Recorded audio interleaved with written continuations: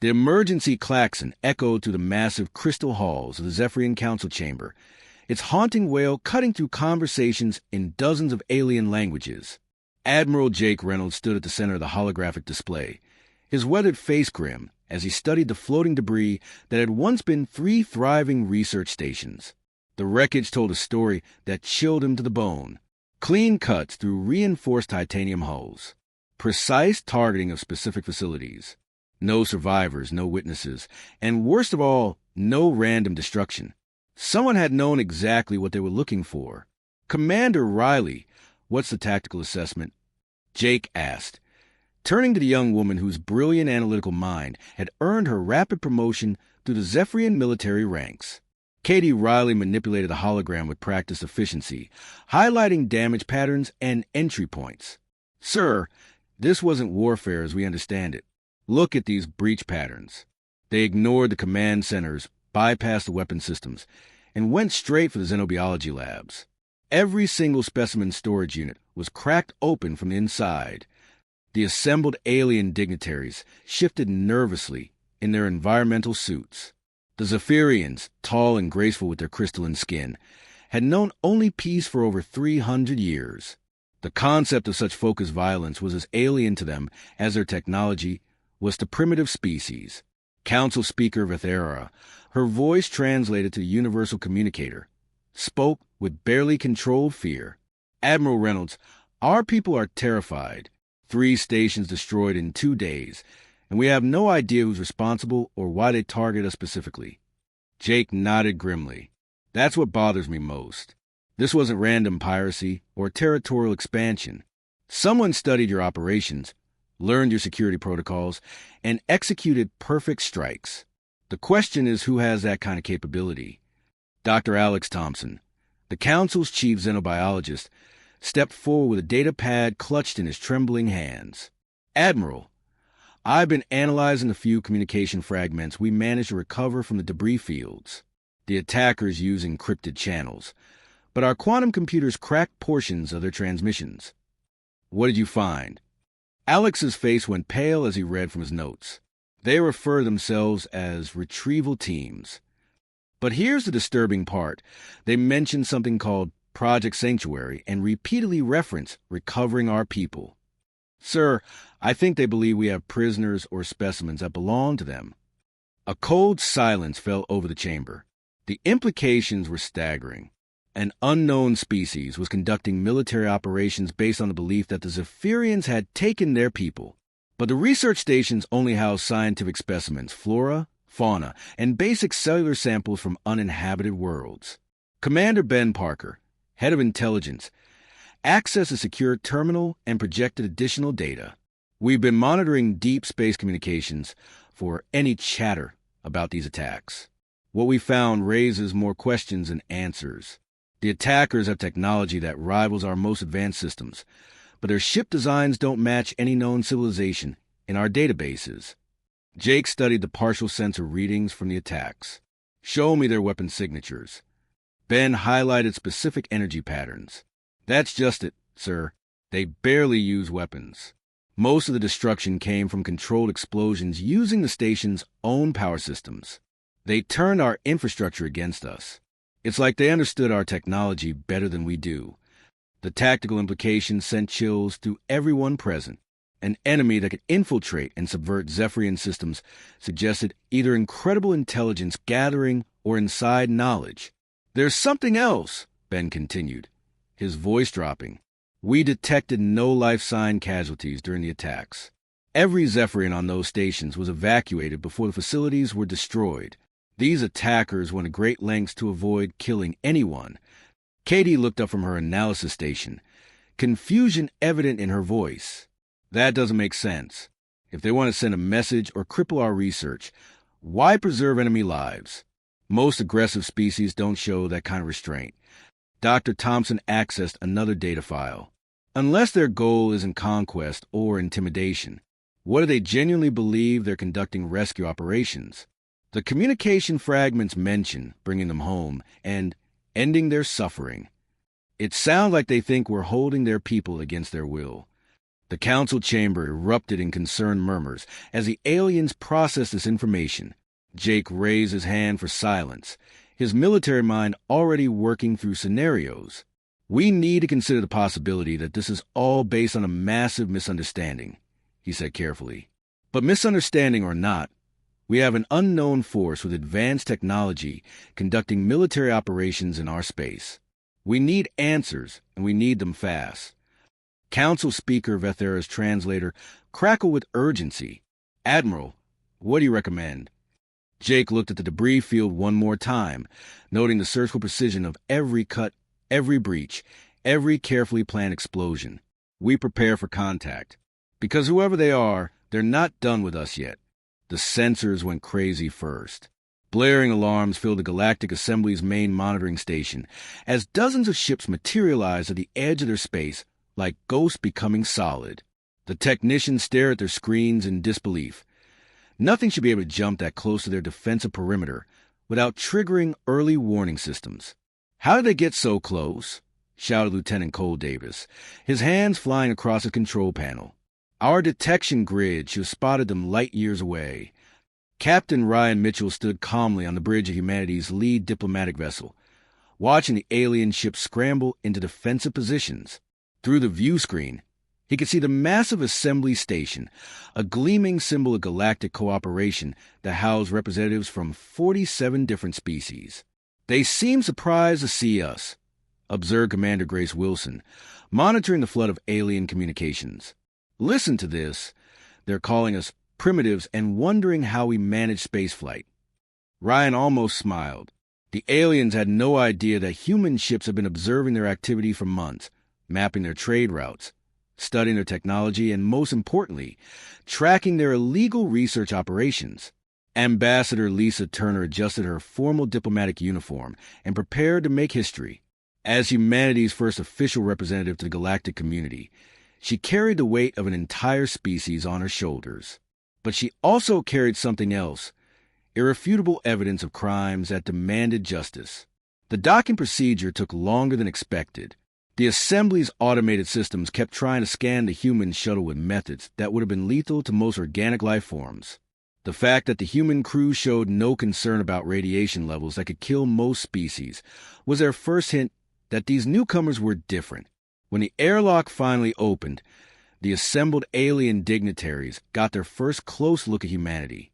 The reaction was immediate and underwhelming. "They look so fragile," whispered Counselor Zethmar, his translator barely picking up the comment meant for his aide.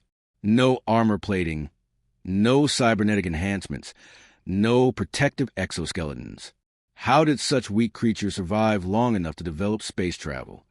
Lisa heard every word through humanity's advanced listening devices. The aliens had made a critical error. They assumed their communication systems were secure. They had no idea that human technology could intercept and decode their supposedly encrypted channels in real time. "Greetings," Lisa said, stepping into Grand Assembly Hall where dozens of alien species waited. Some towered over her, with multiple arms and mechanical implants.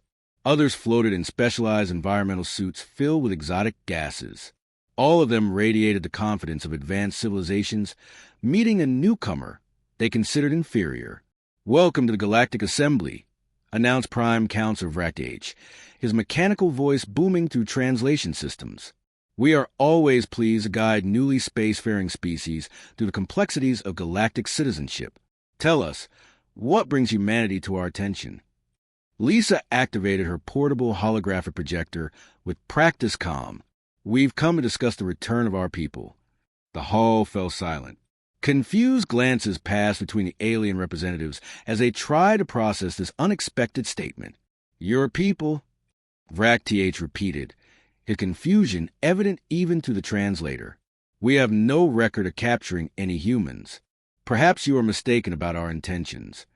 "I don't think so," Lisa replied, her voice remaining diplomatically neutral as damning evidence filled the air above their heads. Genetic profiles, medical records, security footage, proof of systematic experimentation on human colonists who had been taken from remote settlements. Dr. Nathan Brooks stepped forward, his scientific credentials displayed prominently on his uniform. Over the past 18 months, your research facilities have acquired 47 human subjects for biological experimentation. We have complete records of their capture, transport, and current locations. The alien dignitaries began talking amongst themselves in rapid, agitated bursts.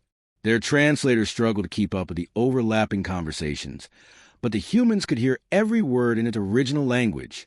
How did they get this information? Demanded Counselor Fexera. Our research operations are classified at the highest levels. Are they claiming to have been monitoring us? Asked another voice. That's impossible. Their technology appears centuries behind ours. Commander Grace Wilson couldn't help but speak up. Actually, we've been watching you for quite some time.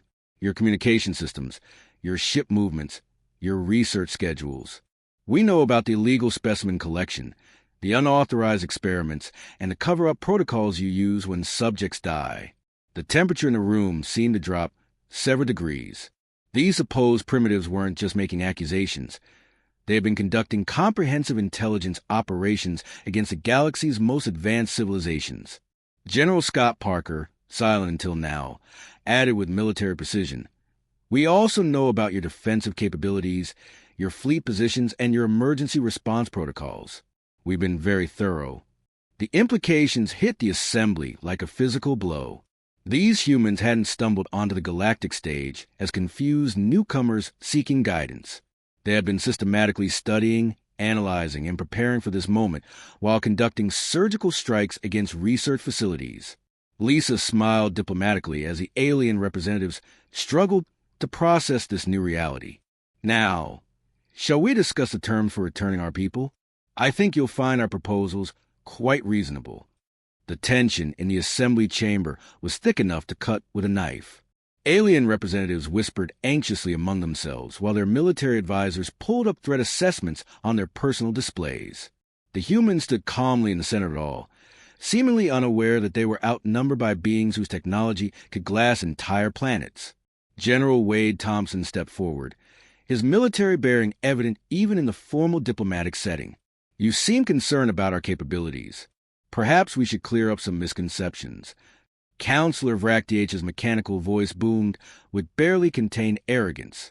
"Humans, we appreciate your enthusiasm, but you must understand the reality of your situation. Our civilizations have mastered space travel for millennia, while you have barely left your home system. Our weapons can shatter moons. Our ships can cross the galaxy in days. What could you possibly do against such power?" Dr. Rachel Hayes pulled out a simple data tablet, the kind a human child might use for homework. The casual gesture sent ripples of confusion through the alien observers who expected sophisticated holographic displays and quantum computers. "That's an interesting question," Rachel said, her voice carrying the calm tone of someone about to deliver a university lecture. "But first, let me ask you something. What do you know about Earth?" The aliens exchanged glances. Surely this was some kind of test or trick question. "Your planet appears to be a standard Class M world," replied Counselor Fexera, consulting her environmental database. "Suitable for carbon-based life, adequate water supplies, reasonable atmospheric composition. Nothing particularly noteworthy." Rachel nodded as if she had expected this response. "That's what most civilizations assume when they see the initial readings. But there's something your sensors might have missed. Earth is classified as a Class 12 death world." The chamber erupted in surprised chatter. Class 12 was theoretical, a designation reserved for planets so hostile that complex life shouldn't be possible, let alone intelligent species capable of space travel. "That's impossible," scoffed military advisor Kevin, his cybernetic implants glowing as he accessed tactical databases. "Class 12 worlds are extinction machines. Nothing evolved there except simple organisms that die quickly. Want to see some data?" Rachel asked, activating her humble tablet.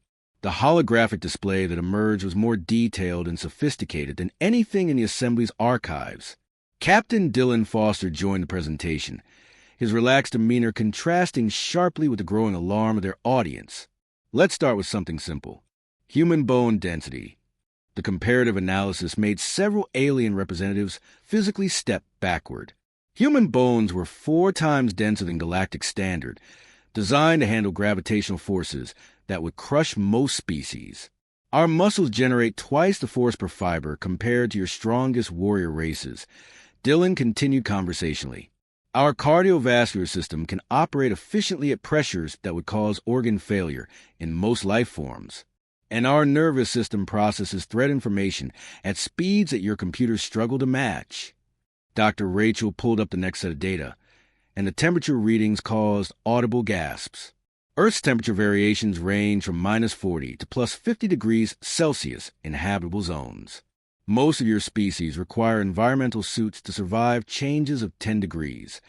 The weather patterns alone should have prevented complex life, she continued, showing storm systems and natural disasters. Category 5 hurricanes with winds over 300 kilometers per hour, volcanic eruptions that change global climate overnight, earthquakes that reshape continents. Colonel Tony Martinez, who had remained silent until now, stepped forward with a slight grin. Then there are the predators we grew up with. The holographic display shifted to show Earth's ecosystem, and the alien military advisors immediately began backing away from projection. Massive creatures with teeth longer than most species were tall. Pack hunters with intelligence rivaling galactic standard IQ tests. Ocean predators that could sense electrical fields and smell blood across kilometers of water. 20-meter-long reptilian hunters, Tony said casually. 800-kilogram land predators that could run 70 kilometers per hour. And that's just what we have left.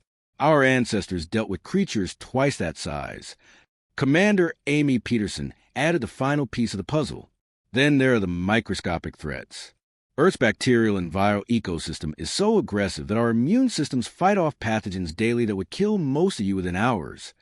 The assembly representatives were no longer trying to hide their shock. Some had actually activated personal defense shields. But here's what really sets us apart, Rachel continued, her academic tone never wavering. We didn't just survive on a death world. We conquered it. Every other species in this room evolved on planets that supported life. Earth tried to kill us every single day, and we turned that into an advantage. General Wade nodded toward his colleagues. What you call impossible survival conditions, we call childhood. What you consider unbeatable odds, we call Tuesday morning. What you think of as certain death, we see as an interesting challenge. The silence that followed was deafening. These aliens had spent their entire civilizations developing technology to overcome the challenges of space and war. Humans have been forged in nature's most brutal laboratory from the moment they drew their first breath. Captain Dillon smiled politely at the stunned faces around him. So when you ask what we could possibly do against your advanced weapons and superior numbers, remember this. We're the species that fought our way to the top of the food chain on a planet that was actively trying to kill us. Your technology is impressive, but we've been dealing with existential threats since before we invented fire. The assembly finally understood they weren't negotiating with another spacefaring civilization. They were facing the graduates of the universe's most extreme survival course. The War Council meeting lasted exactly 12 minutes. Admiral Vextor slammed his armored fist on the holographic table as battle plans materialized around them, showing fleet positions across 3 star systems. These primitive Deathworlders think they can threaten the combined might of 47 civilizations? His voice carried the confidence of someone who had never lost a battle. We'll show them what real military power looks like. The assembled fleet commanders nodded in agreement. The math was simple and overwhelming. 2,843 advanced warships against 47 human vessels. Some of the alien ships were larger than human cities, bristling with weapons that could crack planetary crusts. Colonel Jake Williams stood on the bridge of humanity's flagship, watching the massive alien armada position itself in the Kepler Reach. The human fleet looked pathetically small in comparison, like a school of minnows facing a pack of sharks. "Sir, they're broadcasting surrender terms," reported Communications Officer Lisa Chun, trying to keep the amusement out of her voice. "They want us to power down our weapons and prepare to be boarded." Jake almost smiled. "Send them our response. Tell them we decline their generous offer." Light years away, the alien commanders received humanity's reply with a mixture of disbelief and anger. These humans were either incredibly brave or incredibly stupid. Either way, the outcome would be the same. The first shots came from the alien fleet, massive energy beams designed to disable rather than destroy. The galactic rules of warfare demanded that primitive species be given a chance to surrender once they realized their hopeless situation. What happened next would be analyzed by military academies for centuries to come. Captain Tony Rodriguez piloted his fighter through weapons fire that should have vaporized his ship, pulling maneuvers that bent physics to its breaking point. His body absorbed gravitational forces that would have turned most alien pilots into paste, while his enhanced nervous system processed threat data faster than their targeting computers could lock on. Incoming missile cluster, called out Lieutenant Danny Foster over the comm system. Looks like they're trying to herd us into a kill zone. Copy that, Tony replied, executing a barrel roll that brought his ship within meters of an alien dreadnought hull. Time to show them why you don't cage a predator. The alien crews watched in horror as human fighters used their massive ships as cover, dancing between weapon emplacements with impossible precision. These weren't the clumsy maneuvers of inexperienced pilots. This was three-dimensional combat at a level they had never imagined possible. Commander Rachel Parker's assault team breached the alien flagship through a hull rupture they had created using nothing more than controlled explosions and timing. What the alien defenders found waiting for them defied every principle of boarding action they had ever learned. Human Marines fought in hard vacuum without environmental suits, using the ship's own atmosphere as a weapon by triggering controlled decompression. They moved through zero gravity like they were born in space, turning the alien ship's complex internal structure into a three-dimensional battlefield that favored smaller, more agile combatants. How are they surviving without life support? Demanded alien Captain Morthak, watching security footage of humans operating in conditions that should have killed them instantly. His tactical officer could only stammer in response. Sir, their biology is different. They seem to be holding their breath for impossible lengths of time and withstanding pressure changes that would rupture our organs. Meanwhile, Colonel Amy Watson led her boarding party through the alien vessel's engineering section, not to destroy it, but to understand it. Within minutes, human technical specialists had figured out how to turn the ship's own defensive systems against the crew. Fascinating design, commented Technical Sergeant Mike Thompson as he rewired alien control systems. They built everything with redundant safety protocols. Perfect for preventing accidents, terrible for preventing sabotage. The alien crew found themselves locked out of their own ship as humans systematically took control of life support, artificial gravity, and internal communications. It wasn't destruction, it was conversion. Admiral Vextor watched his battle plan disintegrate in real time. Human ships weren't just avoiding his weapons. They were anticipating his tactics. Every formation his fleet adopted, the humans had accounted for. Every strategy he implemented, they had already prepared responses to. They're fighting like they know our tactical doctrine better than we do, observed the strategic advisor, fear creeping into his synthesized voice. The truth was even more disturbing. Humans have been studying galactic military theory for months, analyzing every recorded battle, every strategic manual, every training scenario. They understood their enemy's strengths and weaknesses better than the aliens understood themselves. As the battle raged on, captured human soldiers presented the most disturbing evidence of all. When interrogated, they showed no fear of death, no concern about torture, and no willingness to reveal strategic information. Instead, they displayed a calm curiosity about their captors that was deeply unsettling. Staff Sergeant Brian Hayes sat quietly in his holding cell, studying the alien guards with the same intensity as scientists might use to observe laboratory specimens. When questioned about human battle plans, his only response was a slight smile and a quiet comment that chilled his interrogators to their cores. You really don't understand what you're dealing with, do you? This isn't war for us. This is just problem-solving with explosives. The Battle of Kepler Reach ended 14 minutes after it began. The human fleet emerged victorious despite being outnumbered 60-1. The alien armada retreated in disorder, leaving behind 60% of their ships and a new understanding of what it meant to fight Deathworlders. The galaxy had learned a hard lesson. Superior technology and overwhelming numbers meant nothing when facing opponents who treated impossible odds as just another environmental hazard overcome. The treaty signing ceremony took place in what used to be the Assembly's most secure military command center. Now it served as a stark reminder of how quickly the balance of power could shift in the galaxy. Ambassador Rebecca Turner sat at a simple human-made table, while dozens of alien dignitaries watched from a respectful distance, their earlier arrogance replaced by cautious respect. The document itself was surprisingly brief, only 3 pages that would reshape galactic politics for generations to come.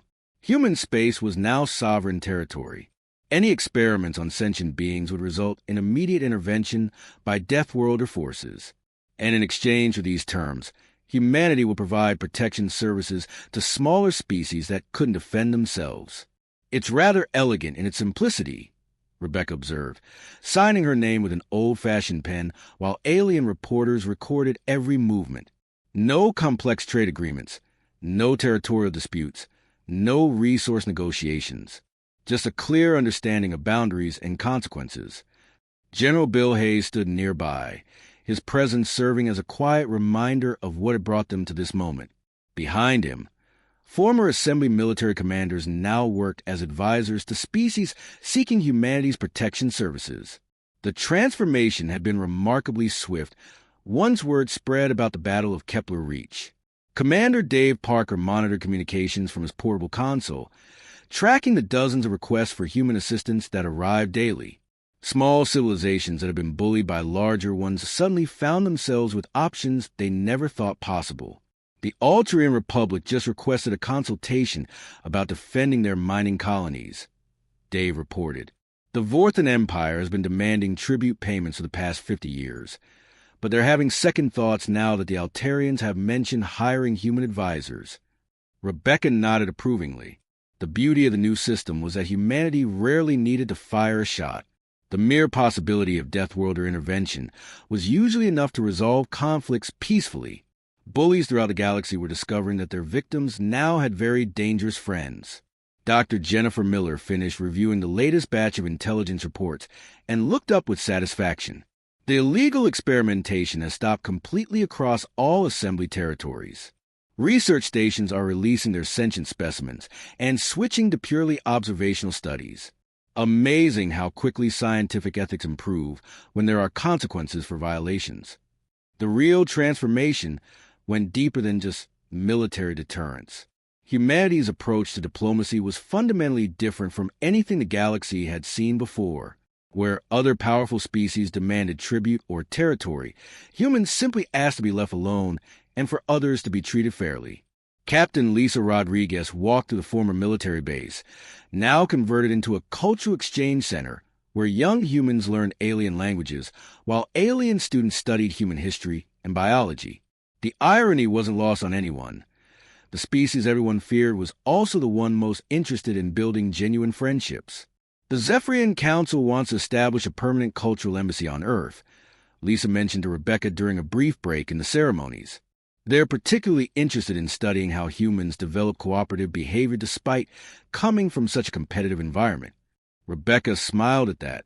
The galaxy was slowly realizing that humanity's greatest strength wasn't their ability to fight, but their capacity to protect others. Every Death World challenge they had overcome had taught them that survival meant working together against common threats. The ceremony continued with speeches from various alien representatives, each one carefully diplomatic, but unable to hide their underlying nervousness. They were grateful for stability humanity had brought to galactic politics, but deeply aware that the stability depended entirely on human goodwill. Colonel Tony Foster reviewed security reports from across human space, noting the remarkable drop in piracy, illegal smuggling, and territorial disputes. Criminal organizations had discovered that operating near human territory was extremely hazardous to their health and business prospects. "It's funny," Tony commented to his aide. "We're not actively policing the galaxy, but crime rates have plummeted everywhere humans might reasonably be expected to show up. Apparently, the mere possibility of running into Deathworlders is enough to make most criminals reconsider their career choices." As the formal ceremonies concluded, Rebecca prepared to deliver the final statement that would be broadcast across the galaxy. But first, she had one more piece of information to share. something that would ensure the peace they had established would last for generations to come. Before we closed today's proceedings, she announced, activating a holographic display that showed star charts and planetary surveys. I should mention that our exploration teams have been quite busy over the past few months. The assembled alien representatives leaned forward with interest and growing concern. We've identified 17 other death worlds with developing sapient life. Rebecca continued conversationally. Early estimates suggest they'll achieve spaceflight within the next few centuries. The Kithera system shows particularly promising development. Their apex predators are already using complex tools and showing signs of cooperative behavior. The silence that followed was profound. The galaxy had barely adjusted to dealing with one species of Deathworlders, and now they were learning that humanity was just beginning. Commander Amy Wilson added helpfully, "We've established contact protocols and monitoring stations to ensure their development isn't interfered with. Think of it as a neighborhood watch program, but for entire solar systems." Rebecca signed the final page of the treaty with a flourish. The galaxy is about to become a much more interesting place. Humanity isn't unique. We're just the first graduates from nature's most demanding university. Our younger siblings will be joining us soon, and I suspect they'll have their own ideas about how civilizations should treat each other. The new equilibrium was clear. The galaxy now understood that the age of bullying weaker species was over. The Deathworlders were watching, and more were coming.